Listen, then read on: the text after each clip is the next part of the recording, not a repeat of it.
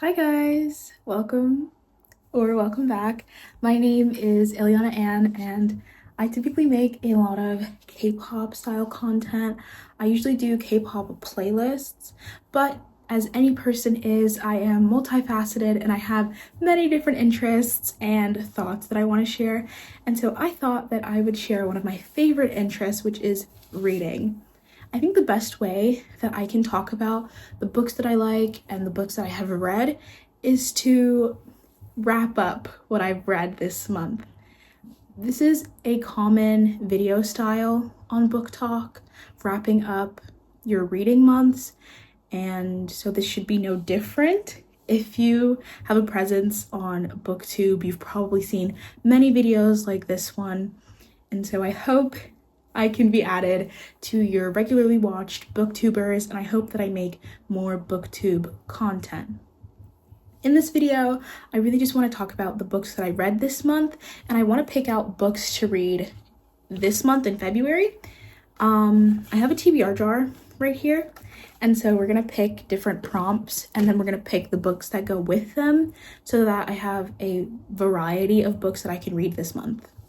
To give some statistics into my overall reading month in the month of January, I ended up reading a total of 6 books, which is quite a number for me because I typically don't read that much, especially during school and with my after-school activities. I don't have time to read that month. And so I was really shocked when I ended up reading 6 books in a month, and I think this is because I have recently gotten into audiobooks. I signed up for Libby with my local library, and they have tons of audiobooks on there, and I've never really been good at listening to books. I tend to space out and just stop listening to the overall content in the book, but when I'm doing homework or when I'm walking around campus, audiobooks are really helpful for letting me do 2 things at once. The first book that I read this month, or last month, sorry, was All In. I started reading this book in December, but I had only finished it in January, so I counted it towards the month of January.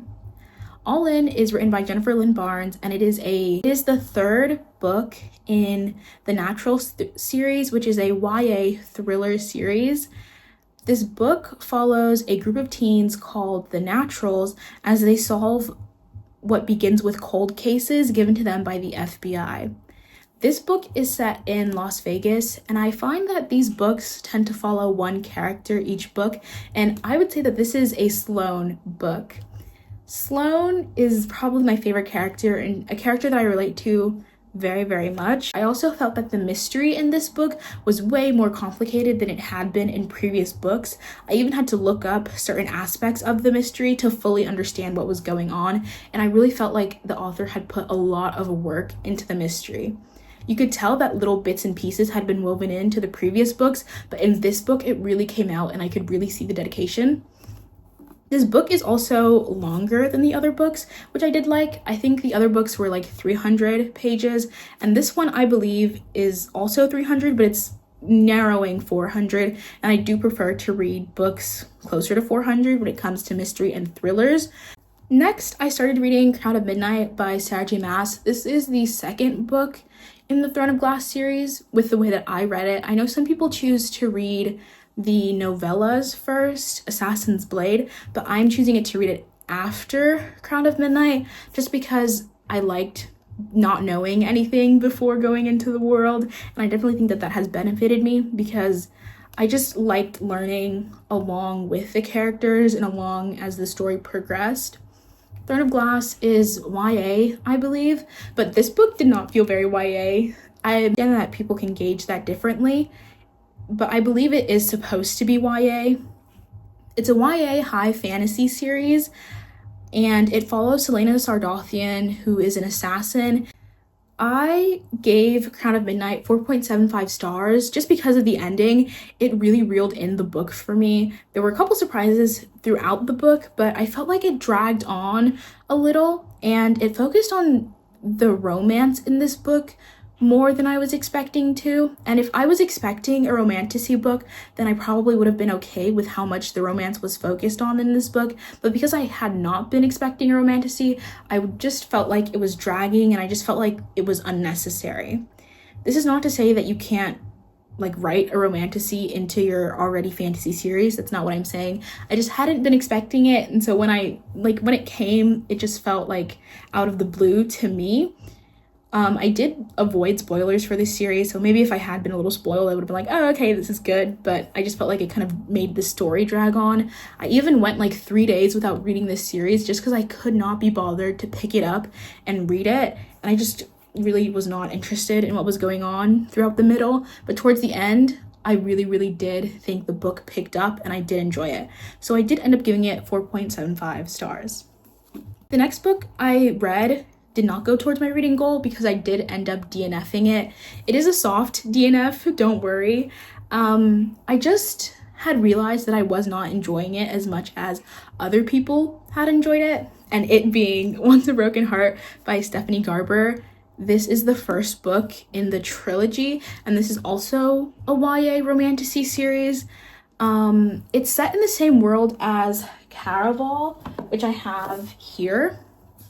These are set in the same world, and you're supposed to read the Caraval series before Once Upon a Broken Heart series, but I had heard it wasn't necessary, and I just didn't think the synopsis of Caraval had interested me all that much, and so I wasn't going to read it.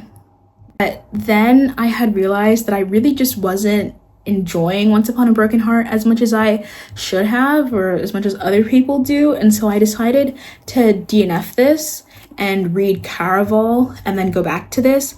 I did get 50% through, but I will read it again in its entirety when I finally feel like I am ready to read this and to go back and experience the world. I will say that the writing is super easy to get through, and all the characters are very nice. The font is also very big in the book, and some of the chapters are just like newspapers.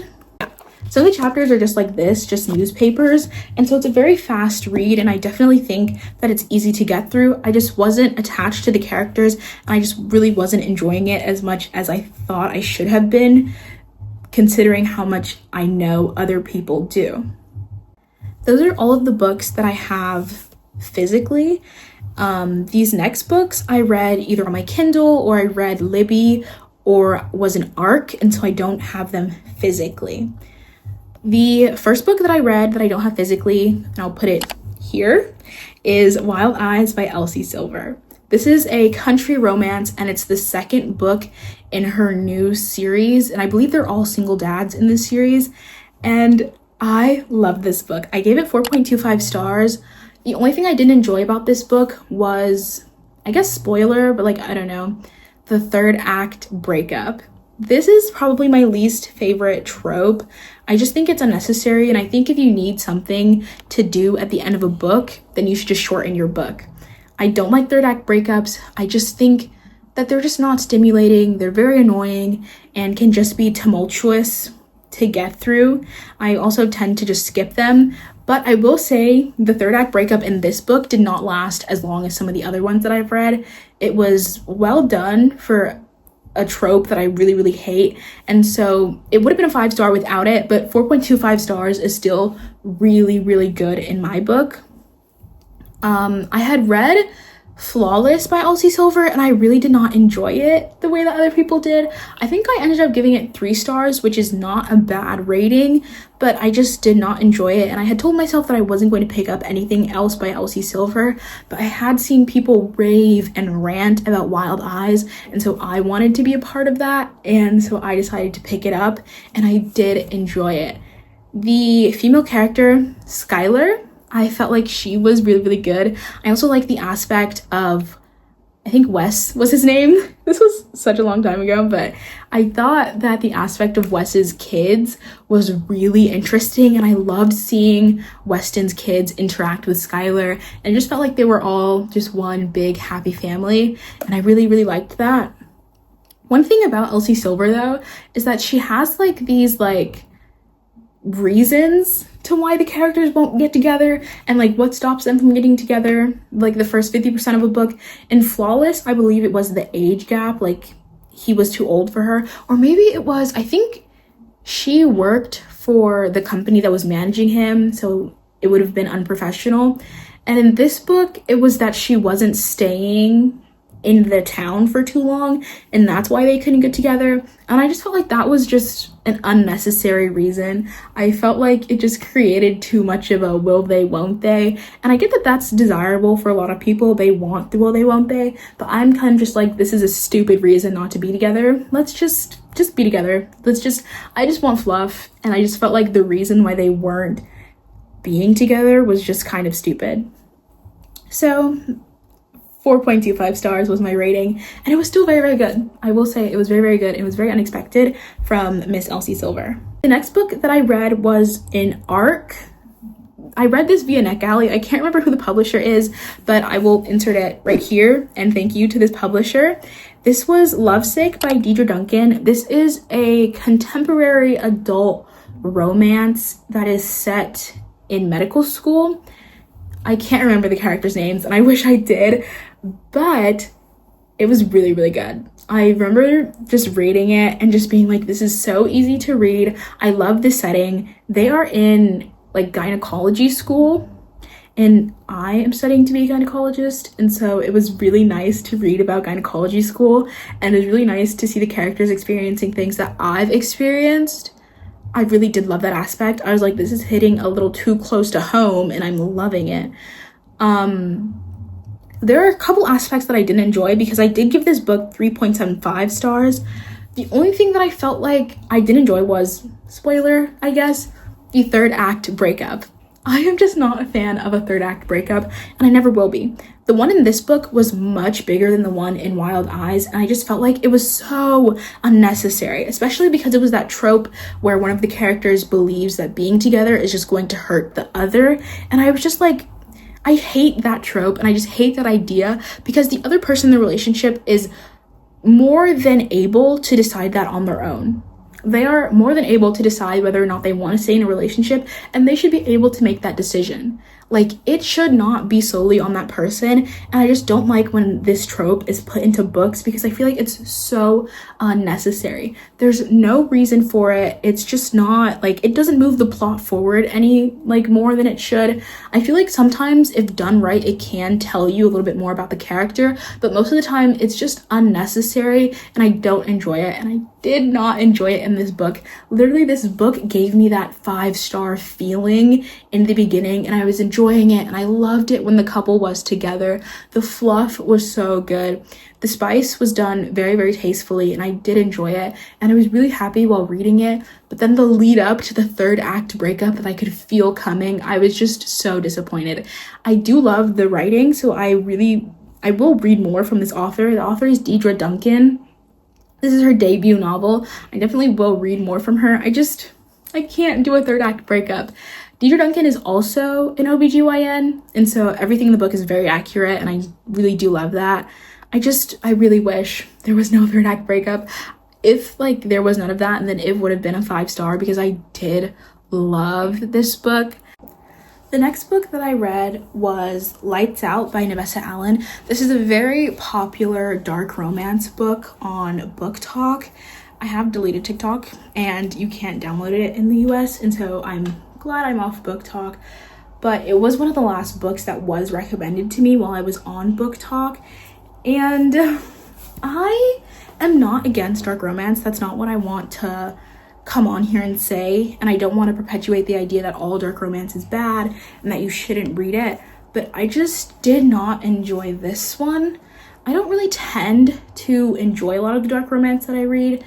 I'm more like, I can do lighter dark romance, like lighter mafia romance. One of my favorite ones is Maddest Obsession by Danielle Laurie. I love that book, and I felt like it was really well done, and so I can get behind some darker topics, but I just did not like this one. And it's not because of like the stalker romance, and it's not because of like that aspect. I felt like that aspect was okay.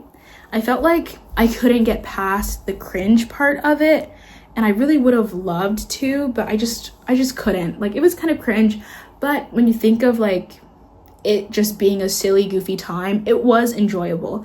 I felt like the book was going to be 3 stars, but after the 50% mark, it just completely shifted into being like a mafia, like serial killer like book, which again, I'm not opposed to, because I did read Butcher and Blackbird and I enjoyed this book. Like, I did enjoy this book. I gave it 4 stars, I think, and I thought it was good because it played into the silly, goofy time, but I just felt like Nevessa Allen made Lights Out to be way more serious than it had to be, and I just did not enjoy that. I felt like when we were being silly and goofy that it was a good time, but when we started to take the book more serious than it was, I did not enjoy it. And by the end, I was just begging and begging for the book to end. I think I ended up like listening to it in like 3.75 speed just so I could end the book. I really did not enjoy it. I wish I had, because I think the audiobook was like 14 hours, and so that's 7 hours of my life gone because I listen to every book in 2 times speed. And I just gave it 2 stars. The last book that I read in the month of January was The Awakening by L.J. Smith. This is a part of the Vampire Diaries series, and this book, I wouldn't even say it's YA. I think it's just teen. Like, well, maybe YA. I do think like there are a couple bits in the book that were not for middle school age people, but other than that, it's very like young. It is also set in high school. A lot of YA books that I read are not set in high school, so I definitely got the high school vibe more from this book. This is a part of the original series, which is what the TV show was adapted from. Stefan's Diaries is based on the TV show. So The Awakening definitely is different from the TV show and takes some different turns than I expected. And I don't even think that was my problem with the book. I just felt like it was really, really boring. It was a super quick and easy read. I think the audiobook was 6 hours, and it wasn't like, I didn't like hate reading it, but I didn't love it, and I just didn't feel anything towards the characters or where the plot was going. I think my only like thoughts while reading it was like, she would talk about Stefan and how depressed like Stefan not noticing her made her, but like she had known him for a day. Like, she'd seen him in the halls, and that's when she decided she was in love with him. And so it just didn't make any sense. It was very insta-love, and I feel like you can do insta-love tastefully. I think everything can be done tastefully, but this was just not what I wanted.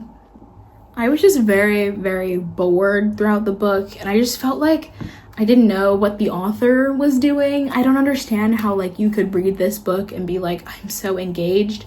I am going to try and read Stefan's Diaries since they are based off of the TV show. And I even think L.J. Smith had a ghostwriter for them.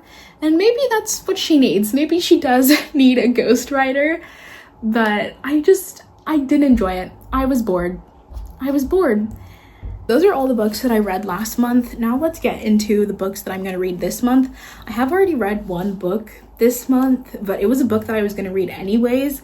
I was just so excited to read it, and it has ended up being my favorite book, like ever, like period, just my favorite book. And so I'll talk about that in my February wrap up. But I have this TBR jar, and it has lots of different prompts in there, and I think I'm going to pick 4. Just because the last book that I read took me a week because I was only reading it physically, and I really don't have a lot of time to read books physically. But we're gonna pick 5 or 4. Did I say 4? I don't know. 4 different prompts, and we're gonna try and do them. I am gonna cheat, and I'm gonna let myself put it back if I don't want it, okay? Because I am entitled to that, okay? It's my TBR jar, it's my TBR game. I can do what I like.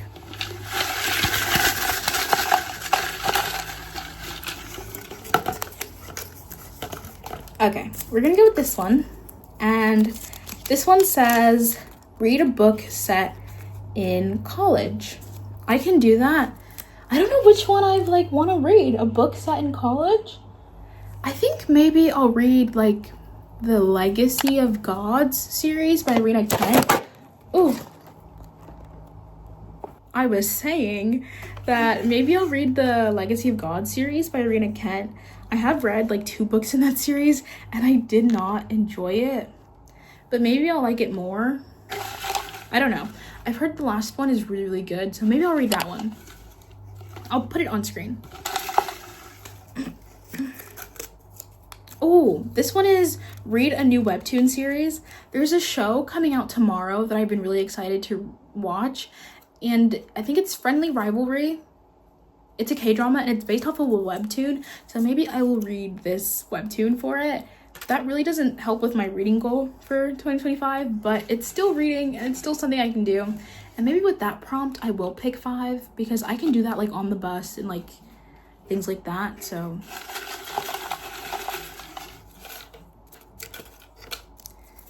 This one says, read a sad book.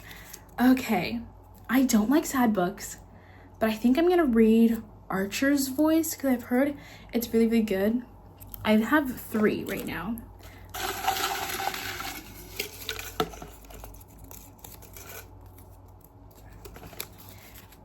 Read a graphic novel series.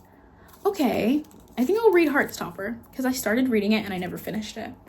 So maybe, okay, I'll pick one more. Let's do one more.